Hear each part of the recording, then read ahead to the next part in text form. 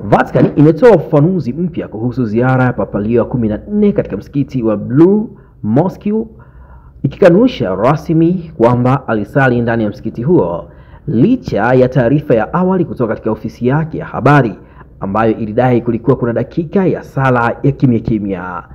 Taarifa hiyo ya mwanzo iliyochapishwa kwenye mitandao ya Vatican iliibua mjadala mkubwa na Papa kutafsiriwa kama uthibitisho kwamba Papa alifanya ibada ya Kiislamu.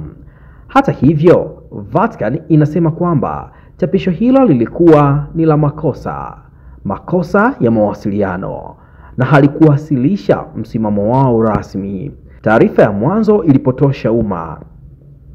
Katika chapisho la awali, afisa mmoja wa habari wa Vatican ainukuliwa akisema kwamba Papa alitulia kwa sala fupi ya tafakari akiwa ndani ya msikiti. Maneno hayo yalichukuliwa na vyombo vya habari na mitandao ya kijamii kama ushahidi kwamba Papa alifanya sala mfano wa ibada ya Kiislamu. Saa chache baadaye, chapisho hilo lilifutwa bila maelezo, hatua iliyozidi kuchochea maswali. Sasa Vatican imethibitisha kwamba taarifa hiyo ilitolewa kimakosa na kwamba ukimya wa Papa haukuwa sala bali ni ishara ya heshima wakati wa ziara hiyo.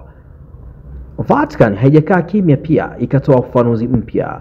Katika ufafanuzi rasmi imeeleza kwamba ni kweli chapisho la awali lilitumia maneno yaliyoweza kutafsiriwa kama ishara ya sala. Hilo lilikuwa ni kosa.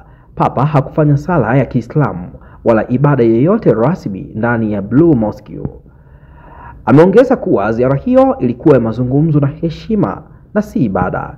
Papa alisikiliza maelezo ya imam kuhusu historia ya msikiti.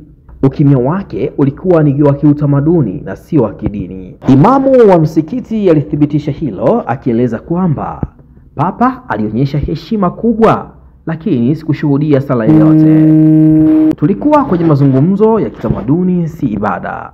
Kauli hiyo imeondoa nafasi ya tafsiri kuwa kulikuwa kuna sala ya pamoja ya Kiislamu.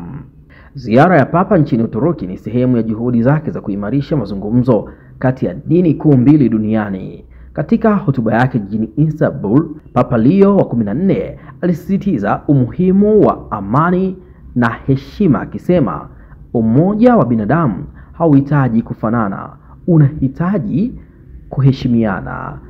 Kwa mujibu wa taarifa kutoka Vatican, Papa Leo hakusali msikitini bali aliingia msikitini kwa heshima na kuvua viatu kama ishara ya kuheshimu utamaduni wa mapokeo ya dini ya Kiislamu wanapoingia katika nyumba hiyo takatifu ya ibada.